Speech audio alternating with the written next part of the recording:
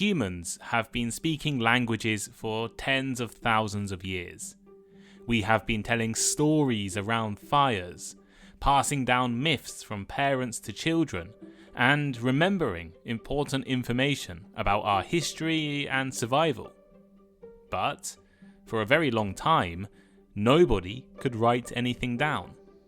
Then, at some point, humans invented writing. Writing allowed people to record laws, keep their stories, collect knowledge, and communicate with the future. Eventually, writing gave us books.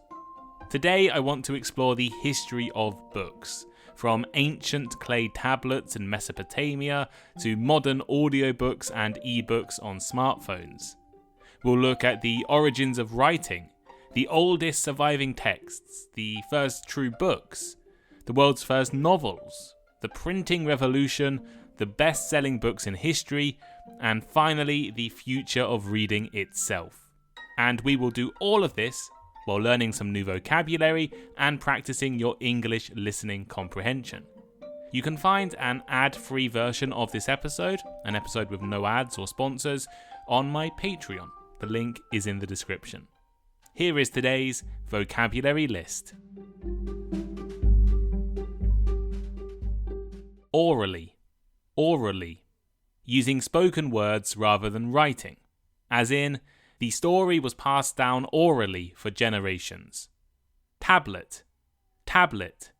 A flat object used for writing in ancient times, often made of clay or stone. For example, the ancient tablet contained trade records. Prose. Prose. Normal written or spoken language that is not poetry. As in, most modern novels are written in prose. Novel. Novel. A long fictional book with characters and a developed story.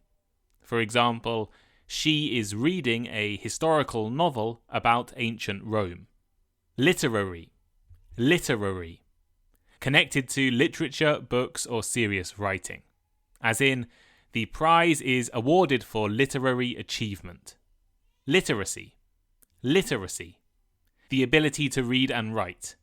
As in, higher literacy rates helped books become more popular. Publish. Publish. To produce and distribute a book, article, or something written. As in, the author decided to publish her book online.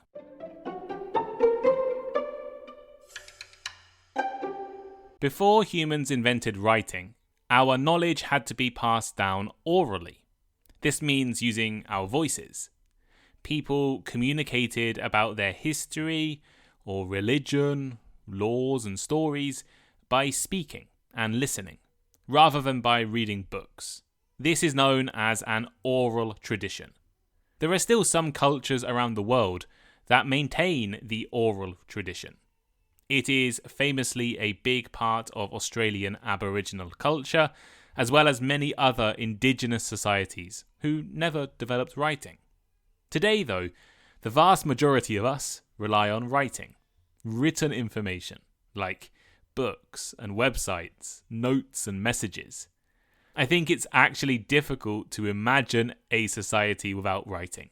Imagine your life if there was no writing at all in your world. But for most of human history, writing didn't exist. Modern humans have existed for about 300,000 years, I guess, but writing only developed around 5,000 or 6,000 years ago. That means humans lived without written language for the vast majority of our existence. Some historians believe that famous works like Homer's Iliad and the Odyssey were actually oral stories before they were eventually written down years after they were first told. Professional storytellers may have remembered enormous amounts of material. So, if humans were already able to communicate and keep their stories using their voices, why did we develop writing?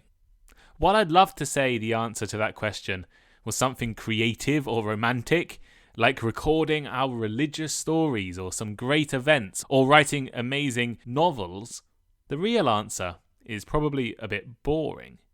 Writing most likely came from administration and accounting. Most historians believe the first culture to develop writing was the ancient Mesopotamians. Mesopotamia was a region in the Middle East that includes modern-day Iraq. Around 3400 to 3200 BCE, the Sumerians, who lived in Mesopotamia, created one of the earliest known writing systems, Cuneiform. Cuneiform symbols were pressed into soft clay tablets using a stylus, like a stick. The symbols looked wedge-shaped, and because they wrote in clay, we still have a lot of these records remaining from the past. Clay is quite good at surviving through the years. The earliest examples of writing were practical records. Ancient people used writing to track things like their taxes, trade, supplies, property. It is in cuneiform writing from the Sumerians that we also have the earliest known name of a person, Kushim. According to a tablet from 5,000 years ago, we know Kushim was responsible for the production and storage of barley, and he signed his name on his tablet. Kushim used writing to record shipments into and out of his warehouse. He also is famous for making the first ever accounting mistake, which I find hilarious. As cities grew larger, remembering everything orally became really difficult. Written records allow people to store their information more accurately. People who were trained to read and write were known as scribes. And scribes usually had quite an important position in society because writing was a special skill and it was quite rare in some of these ancient places. Writing systems also developed independently in other parts of the world. Ancient Egypt developed hieroglyphics, and other writing systems emerged in China and in Mesoamerica as well. I think the fact that multiple civilizations invented writing independently is one of the most interesting things about this topic. Very different societies eventually reached the same conclusion. Speaking and listening was not enough to organize a complicated society. And maybe some language learners could also do with this advice. I know when I'm studying Japanese, I tend to focus on speaking and listening, and I tend to not practice my reading and writing as much as I should. Eventually, speaking and listening are not enough. You also need to learn to read and write.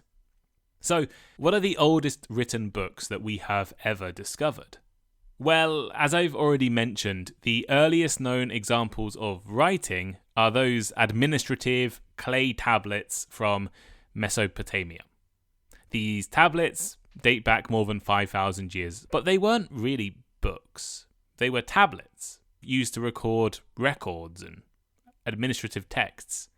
If we want to think about the earliest literary works, historians usually point to a few different places. One is the Instructions of Shuruppak, which is an ancient Sumerian text, and it contains advice and moral guidance. Another suggestion is the Egyptian pyramid texts, which are religious writings carved inside of pyramids to help the dead find their way to the afterlife. But the most famous example of an early story is the Epic of Gilgamesh. Gilgamesh is often described as the oldest surviving great work of literature, and it is perhaps the first ever written story. It originated in Mesopotamia thousands of years ago and follows King Gilgamesh on a journey searching for immortality after the death of his friend. Even though it was written over 4,000 years ago, quite a few of the themes in the story are still recognizable today. People in the ancient world obviously worried about many of the same things that we worry about now. But was Gilgamesh the first book ever written? Well, the problem is that ancient people did not use books in the modern sense. When we think of a book today, we usually imagine pages bound together with a cover. But humans used many different formats for storing written information before books were invented. Sumerians used clay tablets. Ancient Egyptians used scrolls made from papyrus. The oldest Chinese writing examples were carved into animal bones and turtle shells. Are these books? I guess the predecessor to the modern book is the codex. A codex is a series of handwritten pages of text, which are then stacked on top of each other and bound along one side. The codex became popular during the Roman period in Europe. The oldest surviving codices, which is the plural of codex, tend to be religious texts. Of course, there would have probably been some more written in the past, but the ones that we have today, the ones that have been best preserved, are typically religious. Some of the most interesting codices were found in the Nag Hammadi Library. The Nag Hammadi Library was discovered in Egypt in 1945 and contains Christian texts from around 1,600 years ago. But interestingly, they contained early Christian texts known as Gnostic texts, which are very different from modern Christianity. They were written in a period before Christians had decided exactly what to believe, exactly what their religion was going to focus on. Are these books? Well, they were written texts bound together, but I don't think we would consider them to be a book in the way that we understand books. Same as the early scrolls and tablets we have from the Middle East and parts of Asia, they're definitely writing. They're definitely examples of writing, but are they books? It's more debatable. So far I've talked about the origins of writing and some of the oldest texts in history. But when I think of a book, to tell you the truth, I'm imagining a novel. That's just my perspective. So I thought it would be interesting to think about the first ever novel. A novel is a long fictional prose narrative with developed characters and a complex story. Prose is normal, everyday language that follows normal grammar rules. A lot of early writing was not in prose, but it was written as poetry. Epics like Homer's Odyssey, or Beowulf, or the Epic of Gilgamesh were technically poems. They weren't prose. They weren't what we'd consider a normal story. One of the strongest candidates for the world's first true novel is The Tale of Genji, written in 11th century Japan by Murasaki Shikibu. She was a lady-in-waiting, so a servant, for the Empress of Japan at the time. The novel was written during Japan's Heian period, which was a time when aristocratic courts and that kind of culture flourished in Japan. The Tale of Genji follows the life and relationships of Hikaru Genji, a nobleman living in the imperial court. This novel spends a lot of time talking about emotions and relationships, jealousy, romance, the inner lives of characters. And this focus on characters is why it's often considered the earliest thing to resemble a modern novel, because it's more psychological. It's not just a basic story, it talks about people. I've read The Tale of Genji. There are lots of translations out there. If you're interested in checking it out, I would recommend it. Of course, not everyone agrees. Some people argue that later European works fit the definition of a novel more clearly. Don Quixote, for example, was written by Miguel de Cervantes in the early 17th century.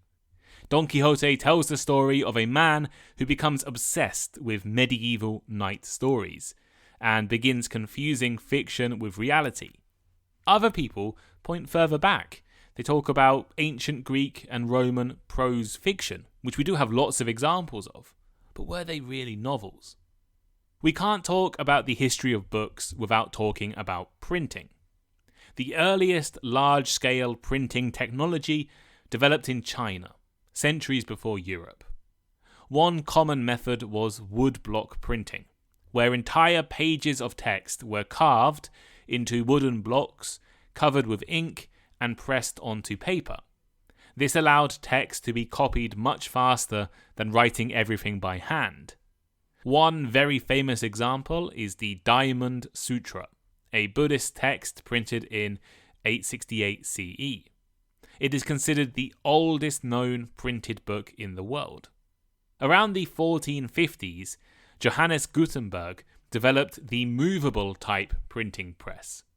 Instead of carving entire pages into wood, printers could arrange individual metal letters and then reuse them repeatedly for different pages. This made printing dramatically faster and so much more efficient.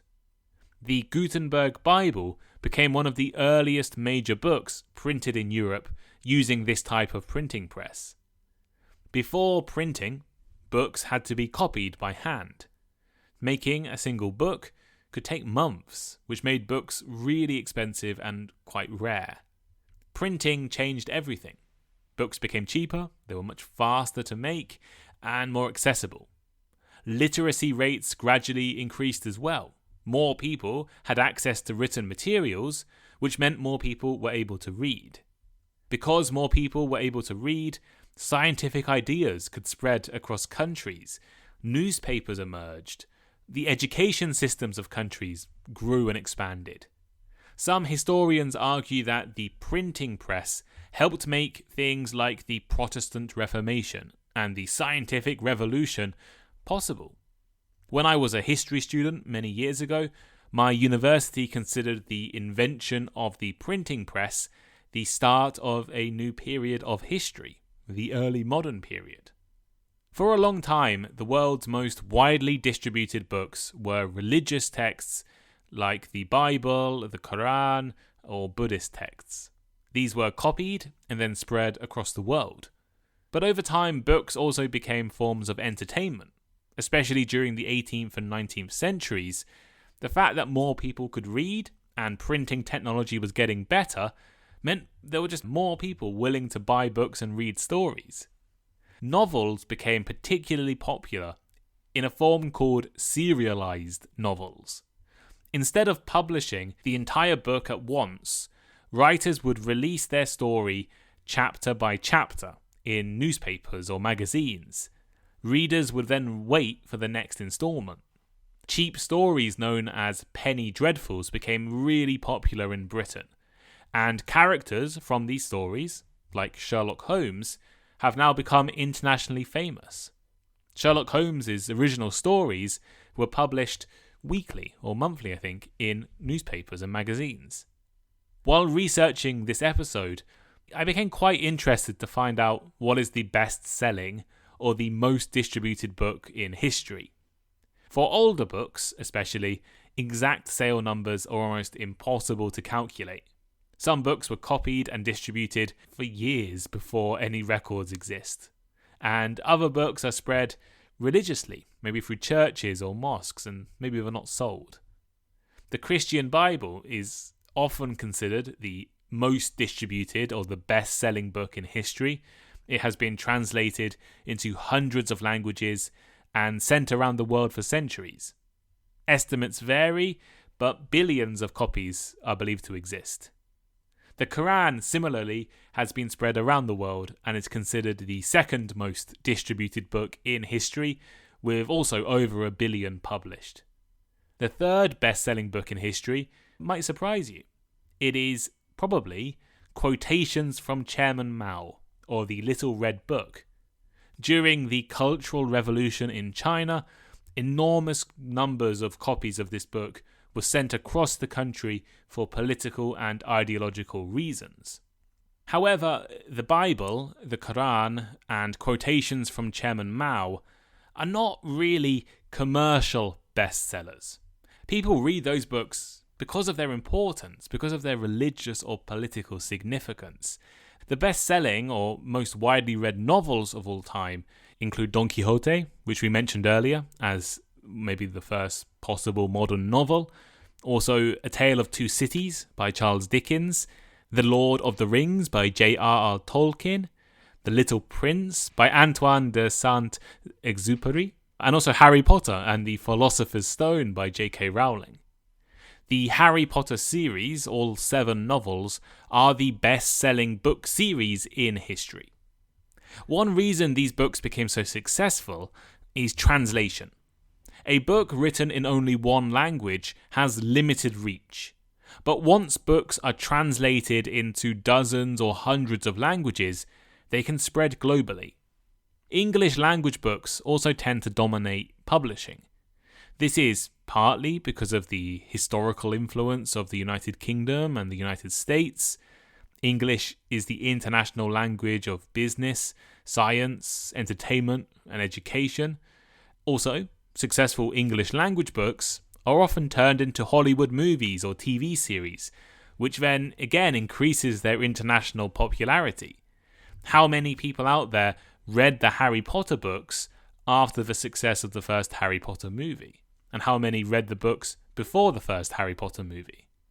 Many incredibly important books were written in languages like Japanese, Arabic, Chinese, Spanish, Russian, and they will never achieve the same visibility as English language works, which is a big shame. Let's end this episode by thinking about the future of books. Books have already changed a lot throughout history. We have moved from clay tablets and scrolls to manuscripts, handwritten manuscripts, and now printed books. But actually, we are moving towards digital reading and ebooks. Things like the Amazon Kindle have changed how we read. Instead of carrying a physical book, you can store your entire library on a small electronic device. Also, in the past, you usually needed publishing companies to print and distribute your book if you wanted to write a book. But now self-publishing is a massive industry. You can publish books online, onto Kindle for example, without needing a publisher. You do it yourself, and you can become successful doing this. Some famous examples of self-published books include The Martian by Andy Weir and 50 Shades of Grey by E.L. James. Both of these became massive bestsellers, were turned into successful Hollywood movies, and were first published digitally without major support. Audiobooks have also grown in popularity. Recorded books have existed for decades, of course, but smartphones and streaming apps make audiobooks much more convenient. You can now listen to them anywhere without needing to carry around a CD player or a cassette player. I used to listen to the Harry Potter books on cassette when I was 7 or 8 years old. The future may bring even bigger changes to writing and to books. I think we might see new ways of telling stories, maybe interactive fiction that changes based on decisions in the book. So you might be reading on your Kindle and it gets to a point where the character can either agree to go swimming with a character or reject that character. And depending on that decision, which way you choose, you get a different story. These already exist in some form, but it might be more convenient digitally. We might also see virtual reality storytelling. Some people worry about the future of reading. Some people worry that our attention spans are becoming shorter and reading is less common. But this has been a similar fear for a long time. Television was supposed to destroy reading. The internet was supposed to destroy books. But books have survived every shift so far.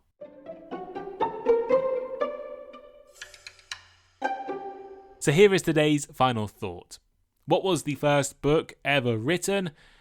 I don't think there's a perfect answer. If we mean the first written text, then the answer is probably some clay tablet created by the Sumerians 5,000 years ago. But they were just records and accounting documents. If we mean the first great literary work, then maybe the Epic of Gilgamesh. It's the oldest surviving story that feels like a story. If we mean something closer to a modern novel, then The Tale of Genji may deserve the title. Or the first mass-produced printed book, I guess that could be the Gutenberg Bible. Books have changed a lot throughout history, but I think we humans have always had this love of storytelling. So hopefully the future of books is positive. But what do you think? In your opinion, what would you say is the oldest book in history? Actually, what counts as a book in your opinion? Does an ancient poem count as a book? Does it need to be printed in a modern way, or can a book be handwritten? Is reading an e-book just as good as reading a real book? And in 1,000 years, will people still read books at all? Let me know by leaving your answers in the comment section. Comment on Spotify, comment on YouTube if you're watching on YouTube, or comment on Patreon if you are a Patreon subscriber. Patreon is the Thinking in English community. It is the best way to support the podcast and make sure you have more episodes to listen to in the future. And you also can get some great benefits by joining. For example, next week or the week after, we will be having a discussion on books based on this episode. We do conversation clubs 6 times a week. We work together in small groups to practice speaking English in a safe and friendly environment. You don't have to be a perfect English speaker. You don't have to be super advanced. You just have to be willing to join in a conversation with some lovely and friendly people from all around the world who all love listening to Thinking in English. So if you're interested, the link is in the description, or go to patreon.com/thinking in English. And I hope to see you guys in the conversation clubs soon. Thank you all so much for listening, and I'll speak to you next time. Goodbye.